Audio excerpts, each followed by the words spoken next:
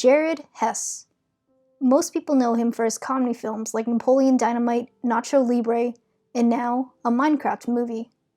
But what you don't know is that Hess also directed a film about a death row inmate reflecting on past mistakes as he prepares to face his own execution.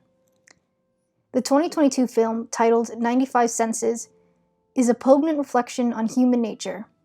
From its brilliant usage of different animation styles to convey the five senses, to its complex and emotional story about a flawed man.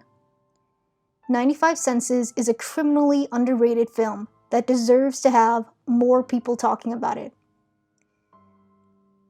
The first thing that stands out about this movie is that its protagonist, Coy, is a death row inmate. Coy is so human that it's almost painful to watch. He is at once an ignorant youth who doesn't think about the consequences of his actions before committing them, and an elderly man who's had a lifetime to do nothing but think.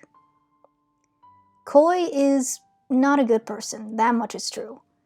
Although, as he explains, his deafness resulted in Coy being unable to hear the cries of his former boss and his family as they burned alive over the gas station.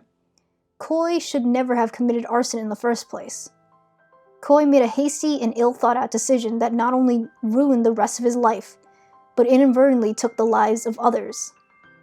However, it's also true that Coy is a well-spoken and thoughtful man. His narration throughout the film and his ponderings about the nature of death and if there are 95 other senses lend credibility to his visions of another life.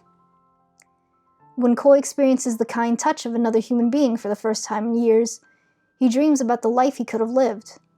A life where he never committed arson, where he went to college and became a lawyer, got married, and had a son.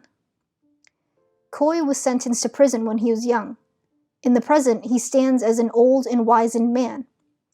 He has had decades to think about his mistakes, decades to feel guilty about his involuntary manslaughter, and decades to think about what he could have done better.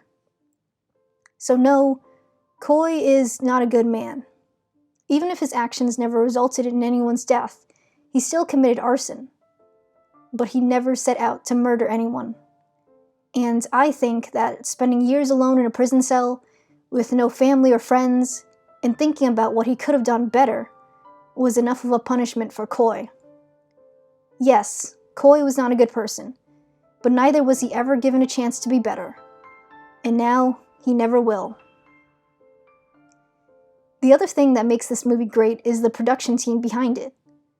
I've already talked about how Jared Hess directed this film, but he actually co-directed it with his wife, Jerusha. They handpicked animators from around the globe, from Brazil, Mexico, Europe, and the US, to animate this film. I think this was a great decision, not only because it gave a chance for these animators to be featured in an award-winning film, but it establishes a strong visual identity for the movie. Tim Blake Nelson gives an outstanding performance as Coy, with a distinct Southern accent that reminds the audience that the film takes place in the American South. According to the film's writers, Chris Bowman and Hubble Palmer, their story was inspired by death row inmates awaiting lethal injection in Texas's Huntsville unit, also known as the busiest execution chamber in the United States. It cannot be overstated how amazing this film is, both in its premise and the story behind its production.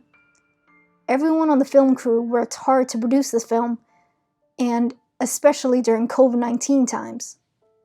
It's my hope that everyone can watch this film, especially because it's free to watch right now on the website Documentary Plus. Thank you for watching. Please like, comment, subscribe, and share this video with your friends so I can make more.